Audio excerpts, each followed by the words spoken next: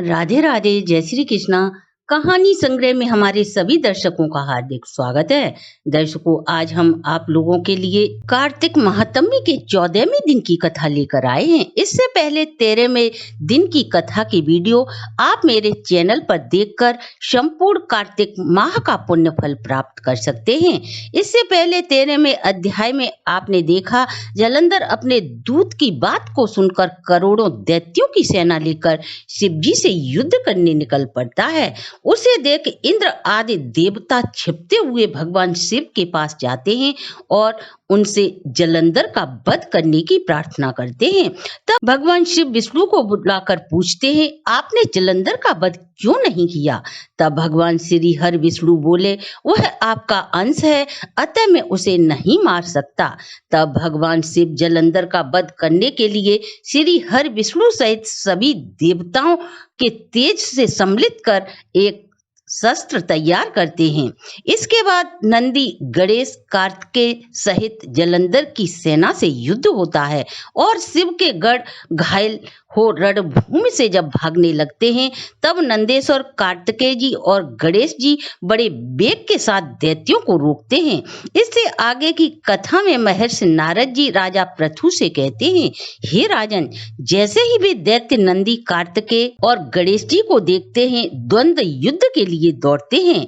काल नेम का नंदी से, निशुंभ का स्वामी कार्तिकेय से और शंभु का गणेश जी से युद्ध होता है।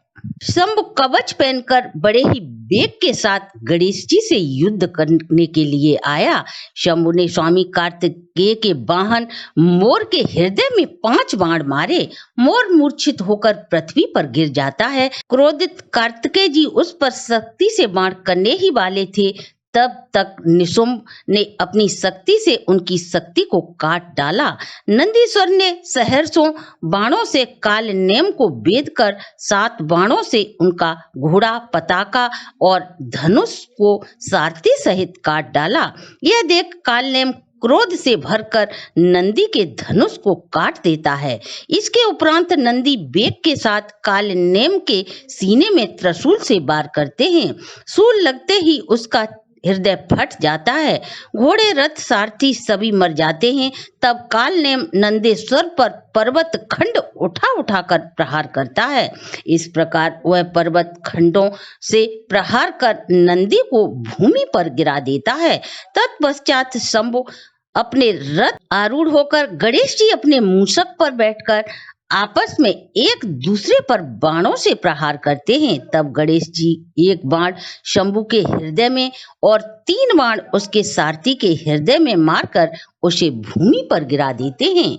यह देख शंभु भी कुपित होकर मूषक और गणेश जी को 3 बाण मारकर मेघ की भांति गरजने लगता है। बाणों के प्रहार से घायल मूषक को छोड़कर गणेश जी पैदल ही युद्ध करने लगते हैं। यह देख महाबली वीरभद्र गणेश जी को घायल देख करोड़ों भूतों, कुष्मांड, भैरव, बेताल, योगिनी, डाकिनी, पिशाच आदि को साथ लेकर दौड़ते हुए संग्राम भूमि में आ जाते हैं और सिंह की भांति किलकिला शब्द और गर्जना करते हुए, जिसके कारण पृथ्वी कांपने लगती है। वे दौड़ दौड़कर दैत्यों का भक्षण करते और संग्राम भूमि में उछल कूदते और नाचते हैं। इसके बाद नंदीश्वर स्वामी कार्तिकेय जी स्वस्थ होकर सावधानी पूर्वक दैत्यों को बाणों से मारने लगते हैं। छिन्न भिन्न मरे हुए तथा शिवजी के गणों द्वारा खाए गए दैत्यों की सेना व्याकुल और उदास हो जाती है।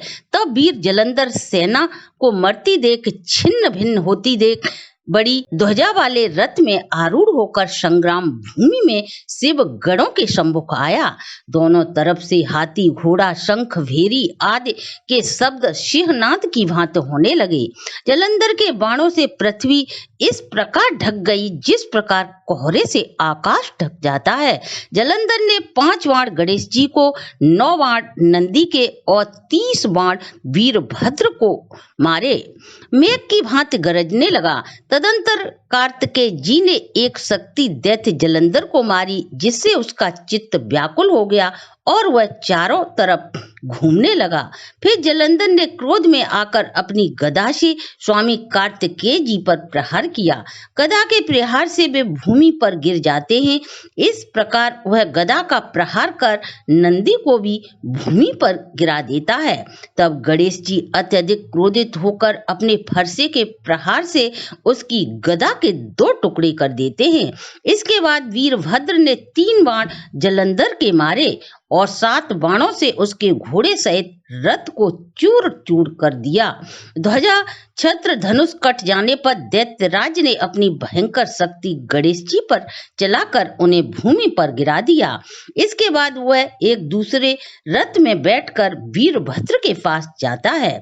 सूर्य के समान तेज वाले वे दोनों महावीर आपस में युद्ध करने लगते हैं। वीरभद्र ने अपने बाणों से रथ के घोड़ों को मारकर भूमि पर गिराकर उसका धनुष काट दिया। यह देख जलंधर परिधि हाथ में लेकर वीरभद्र को मारने के लिए दौड़ा।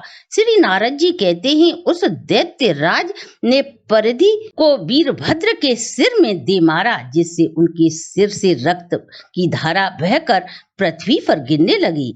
इसके साथ ही पद्म पुराण में वर्णित कार्तिक माह के 14वें दिन की कथा को हम यहीं विश्राम देते हैं। अब आपके परिवार पर सदा श्री हरि व भगवान भोलेनाथ की कृपा यूं ही बनी रहे, इसी शुभकामना के साथ अगर आपको हमारी प्रस्तुति अच्छी लगी हो तो आप हमारे चैनल को लाइक, सब्सक्राइब और शेयर करें।